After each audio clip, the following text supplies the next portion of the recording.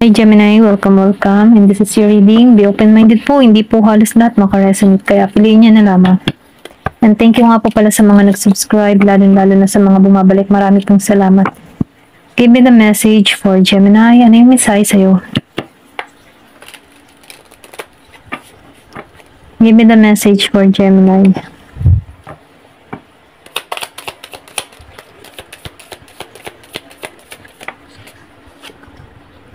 Death. So, nakikita ko dito, na ayaw mo ng pagbabago. Yung iba sa inyo, ayaw ng pagbabago. Kumbaga, ayaw mo matapos. Kung meron ka man ditong karelasyon na nung hindi mo tanggap, yung pagkawalan ng tao na ito, yung bang tipo ng ganun. Ito na yung nakikita ko. Give me more information. Kung meron ka mang mahal sa buhay na nawala, hindi mo siya tanggap na nawala sa buhay mo, malungkot ka, ito lang nakikita ko. Kumbaga, ayaw mong matapos. Kumbaga, marami kang tanong dito. Ayan. Pero ganun pa man kasi nafe-feel ko dito yung pagiging stuck ka sa sitwasyon. Kasi meron kang lungkot na darama. Ayan. Then the Fool. So, nakikita ko din dito yung pagiging mong inosente. Pero ganun pa man kung ayaw mo pa rin dito ng pagbabago, minumungkahi sa'yo dito, na mag-moving on na, okay? Maging malaya sa sitwasyon. Kasi meron ditong papasok na bagong simula sa'yo. Kumbaga, magtiwala ka sa taas, magtiwala ka sa Diyos dito. Kasi meron ditong naghihintay na pagbabago. Meron ako nakikita ditong Year of the Dog. Give me more information.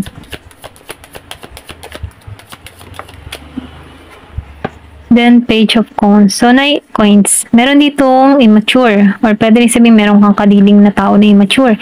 Meron kang sa paligid mo na immature, hindi nagiging yung bagang hindi siya nagiging maayos kausap. Okay? Kumbaga,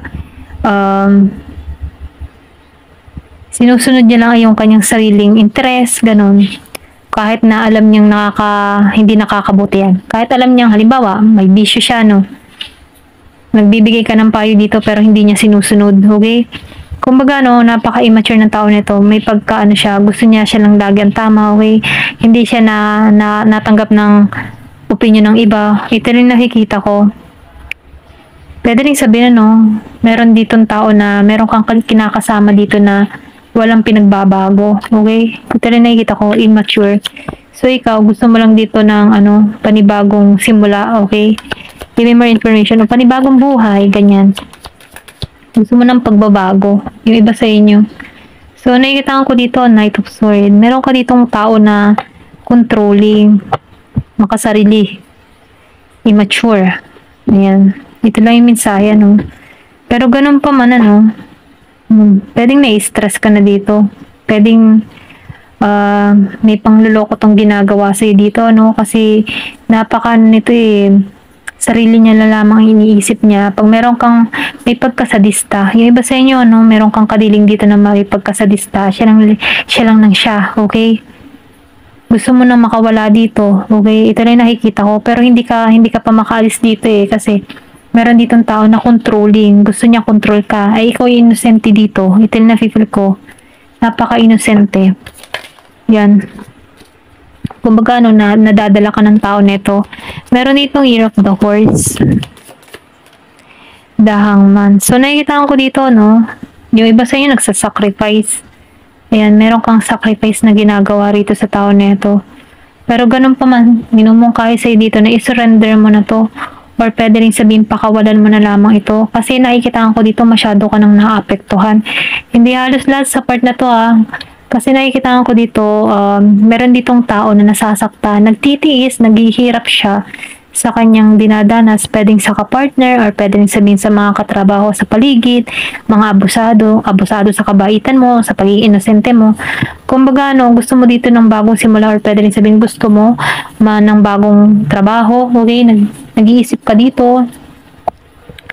Nafe-feel ko dito na matatapos din to, okay? Kung hindi ka pa dito makapagsimula, pwedeng nasa ibang bansa ka, or pwede rin na iniintay mo dito yung kontrata, o end of contract, pero hindi ka pa makaalis. So, may pagsasacrifice ka pang ginagawa para rito.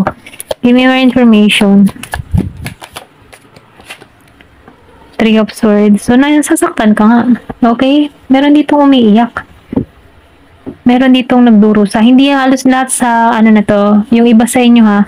Kung hindi nyo to kwento, ano nyo na lang to, skip nyo na lang to. Okay? Kasi yung iba dito ay ito yung sitwasyon. Okay? Kung kanino man tong energy na to, may naman isasuggest ko lang dito ay magdasal. Okay? Kasi ang dasal kasi, ayan ay makakatulong para sa atin para magkaroon tayo ng kaliwanagan, para maisip natin yung tama nating gagawing mga plano sa ating buhay, at para bigyan din tayo ng lakas na loob para alisan yung mahirap na sitwasyon. Kumbaga, i-surrender mo lang dito kay Papa Jesus, kay God, or kung ano man yung relihiyon mo, or kung ano man yung pinaniniwalaan mo, i-surrender mo lamang sa taas. Kumbaga, iminumungkahi dito kasi yung pain na nadarama mo, mawawala yan mapapalitan din yan ng galak. Diba? After pain, merong kasiyahan. Okay? Kumbaga, magtiwala ka sa taas. Ito lang yung mensahe dito. Give me more information. Kasi meron dito, inabuso dito sa Knight of Swords. So, nagkaroon ka dito ng trauma. Merong pagluha. And then, yung iba sa inyo, meron ditong, nawala, na minamahal sa buhay. Ito lang nag-feel ko na hindi mo tanggap. Kumbaga humahanap ka ng hustisya dito, may pagluha ka. Pwede rin sabihin meron dito inabuso, sinaktan, na meron kang mahal sa buhay na nawala. Ito lang nakikita ko. Pero minumungkahi dito, magdasal. Ayan. Give me more information.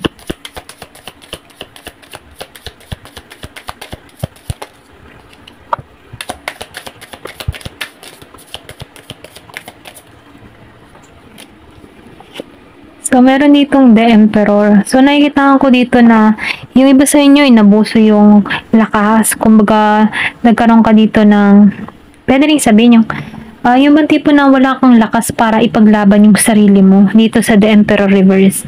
Kumbaga, nagiging kang mahina sa sitwasyon. Pwede rin yung iba sa inyong disable, or pwede rin sabihin na meron ditong inaabuso. Okay? Wala kang kakayahang ipagtanggol yung sarili mo dito sa The Emperor. Pwede rin sabihin na-involve ka sa mayaman na tao na may kapangyarihan na kung saan ikaw hindi mo maipagtanggol yung sarili mo. Ito lang yung mensahe. Give me more information. Pero ganun pa man, kung wala ka man lakas, kumuha ka ng lakas kay God, magdasal lang. Ito lang ang kaya kong ma-i-advise sa'yo, mag-pray na baguhin yung mindset mo, bigyan ka ng lakas ng loob, ayan, at bigyan ka ng talino sa pagpapasya at sa mga susunod na hakbang na gagawin mo. Ayan, mag-pray ka lang talaga. Give me more information. Ano pa yung mensahe?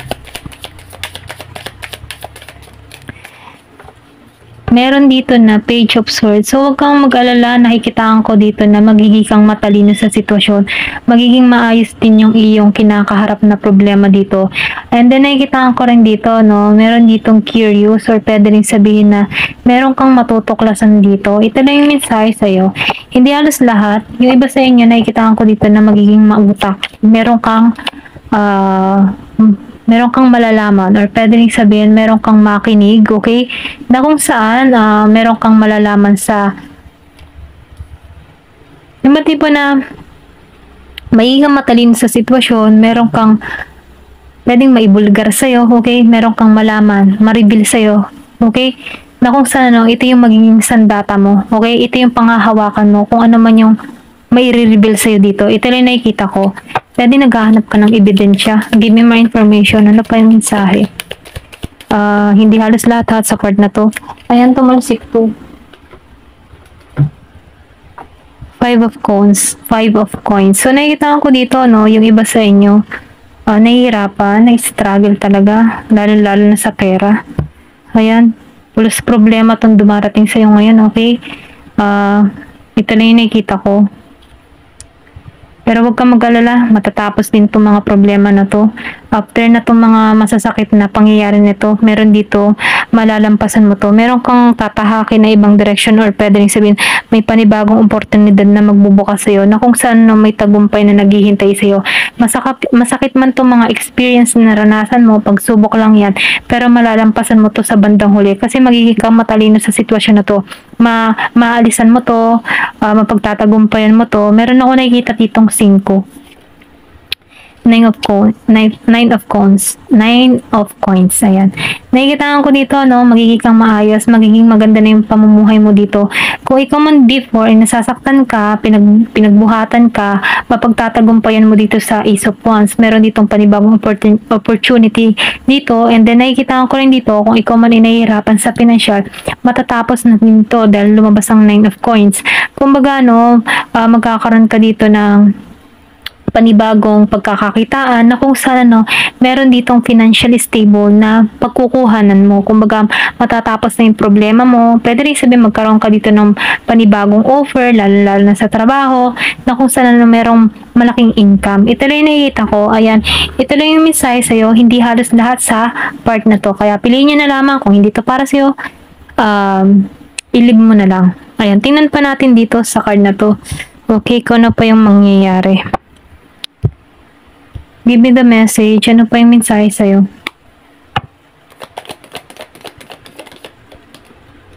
Ayan, meron ditong recognition and reward. Kumbaga, yung mga paghihirap mo ay magkakaroon din ng magandang resulta, may reward kang marireceive, may tagumpay, at merong kasaganahang naghihintay sa'yo. Kumbaga, itong mga pagsubok na to ay malalampasan mo. Kumbaga, tulad ng isang mountain, bago mo maakyat ang dulo, ang daming pagsubok. Pero, nafe-feel ko dito yung tagumpay na naghihintay sa'yo, malalampasan mo to, okay? Yung challenge na kinakaharap mo ay matatapos na. Give me more information. Maybe pagdating ng araw, may isip-isip mo ito na, ang dami kong pagsubok na kinaharap. Tapos, nasa maganda ka ng katayuan sa bandang huli. Give me more information. Ayan. Ano to? Meron ditong dagger. So, meron ka ditong tao na nagbigay ng pasakit sa'yo, okay? So, nafe-feel ko dito, meron din ditong tao na magbibigay ng advice kung bakit maalisan mo tong mga alalahanin mo. Meron ditong magaganap ngayong July. And then, lightning, So, nakikita ko dito, sinasabihan ka dito na i-control mo yung galit mo, okay? Huwag kang magpapadala sa iyong emotion, sa mga sakit, or mga galit, kasi pwedeng ito yung magdala sa'yo para malihis ka ng landas. Once nagalit ka, kung sari-saring emotion, or pwede rin sabihin may makagawa ka ng hindi maganda. Kaya may naman, tanggalin yung galit. May more information, ano pa yung sabi?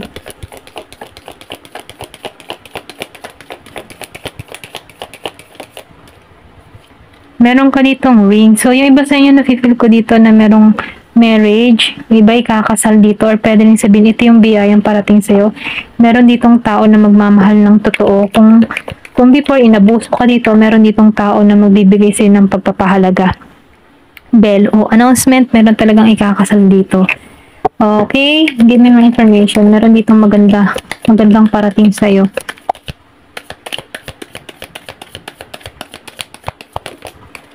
Ayan. Meron dito table. So, nakikita ko dito, yung iba sa inyo magiging busy. Magkakaroon ka ng hectic na schedule sa trabaho. Yung iba, hindi halos lahat, ha. And then, nakikita ko rin dito, peace and harmony yung parating sa'yo. Kung nahirapan ka man sa sitwasyon, ito na yung patungo sa'yo, kapayapaan at masaya. Ayan, hanggang dito na lamang po. Thank you for watching. Love and peace.